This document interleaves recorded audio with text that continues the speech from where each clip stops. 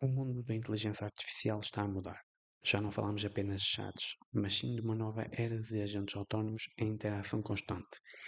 E isto vai exigir algo que nunca vimos antes: redes muito mais rápidas, inteligentes e, acima de tudo, seguros. E é aqui que a Cisco entra, com uma combinação que mais ninguém tem, unida de alta performance, redes avançadas e cibersegurança. A Cisco está totalmente preparada para liderar esta transição e responder a esta procura sem precedentes.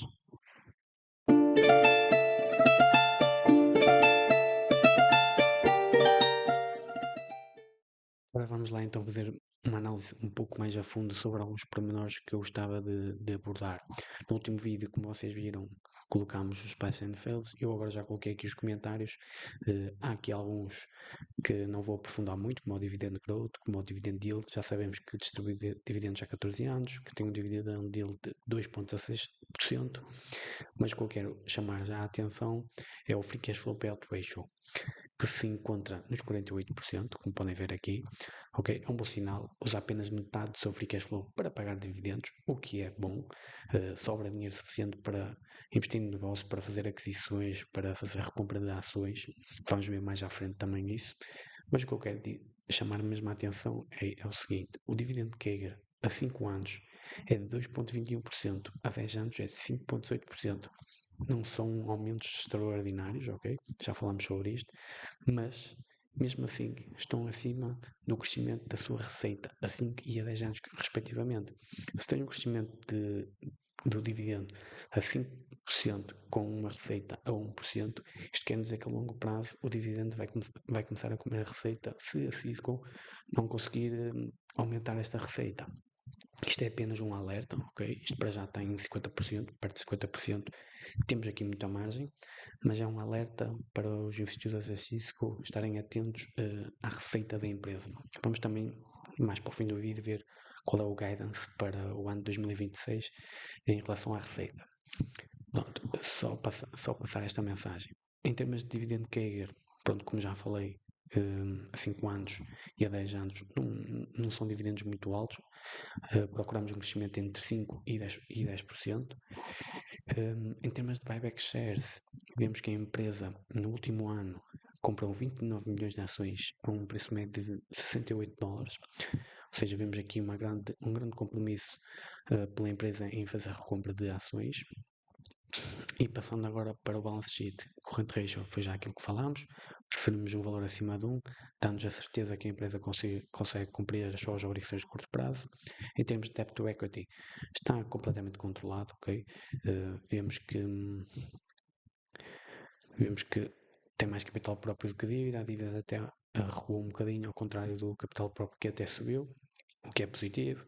Temos debt to asset ratio, está a cumprir com os valores, só nos return on assets é que gostaríamos que pelo menos o valor fosse acima de 10% e anda a rondar os 8%. Passando então aqui para a receita. Foi um pouco que eu já falei, o revenue da Cisco na última década mostrou uma estagnação, com um CAGR de apenas 1,43% entre 2015 e 2025. E apesar de haver uma transição estratégica de hardware para modelos de subscrição e software, a receita tem oscilado num intervalo bastante estreito, demonstrando dificuldade em capturar crescimento real acima da inflação, sendo os picos pontuais impulsionados por aquisições. Ou seja, a Cisco não está a conseguir aumentar a sua receita mesmo com compra de novas empresas. Quem sabe essas empresas é que têm vindo compensar esta falta de receita do seu negócio principal da Cisco.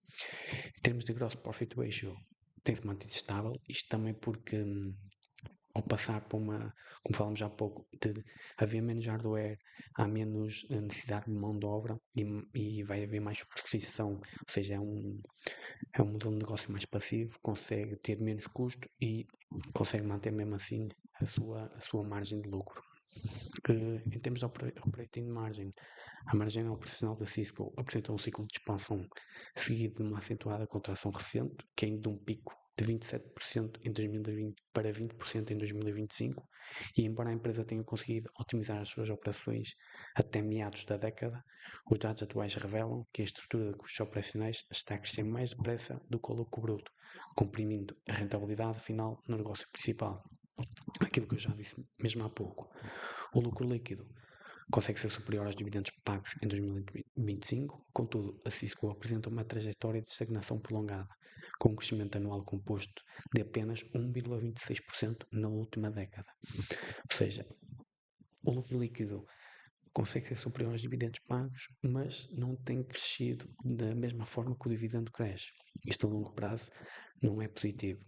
Em termos de ROIC, também gostaria de dizer que o ROIC da Cisco apresenta um comportamento mediano para o setor tão tecnológico que é. Ou seja, uma empresa que até faz parte agora desta nova onda do AI, ter um ROIC de apenas 11% em 2025 é um ROIC bastante baixo. Existem empresas da mesma área que conseguem um ROIC muito mais alto, acima de 20%.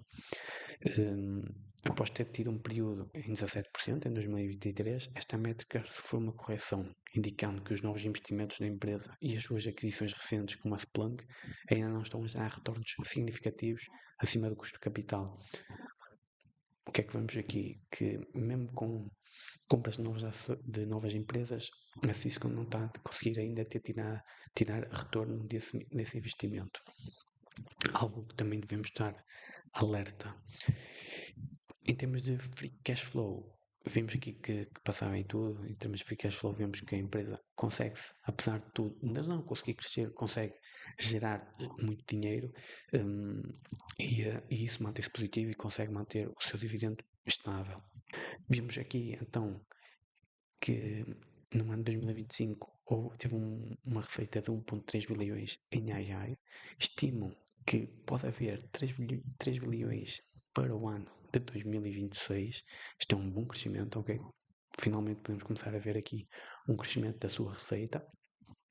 É isto que nós procuramos e talvez com este guidance que a empresa nos diz, vá mantendo a empresa a subir também as suas margens, a subir o valor da ação e, consequentemente, o dividendo. Vemos aqui com o guidance, então, da receita para 2026, entre os 60 e os 61 bilhões, isto representa um aumento entre 5 e 6% da sua receita em relação a 2025, que se situou nos 56 bilhões, exatamente, nos 56 bilhões. Por isso, temos aqui boas perspectivas futuras para, para a Cisco, apesar de todas as red flags que eu vos demonstrei. Indica que o ano 2026 vai ser um ano de expansão para a Cisco. Então, nesta fase do AI, penso que poderá ser um bom player neste mercado. É tudo por hoje, malta. Muito obrigado por acompanharem os vídeos. Um grande abraço e até ao próximo dividendo.